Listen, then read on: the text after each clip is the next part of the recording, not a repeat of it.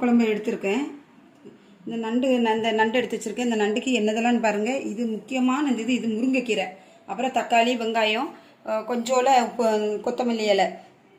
இதில் வந்து ஒரு சில்லு தேங்காய், உங்களுக்கு தேவையான அளவுக்கு சின்ன சீரகம், கொஞ்சம் மிளகு, அதுக்கப்புறம் வந்து நம்ம இது வெள்ளைப்பூடு, 2 வெள்ளைப்பூடு, நல்ல பெருசு பெருசாக 2 வெள்ளைப்பூடு, சின்ன வெங்காயத்தை நல்லா அரைச்சி தனியாக எடுத்து வச்சுருக்கேன். இப்போ நான் இந்த மசாலாவை எல்லாம் உள்ளே இப்போ சேர்க்க போகிறேன். எல்லாத்தையும் உள்ளே சேர்த்துருங்க.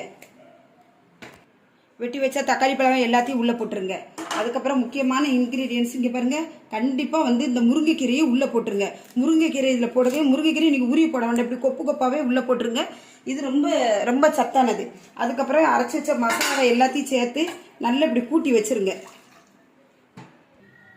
முருங்கைக்கீரை எல்லாம் போட்டு நண்டை நம்ம என்ன செஞ்சுட்டோம், நண்டு குழம்பு நல்லா கூட்டி வச்சாச்சு.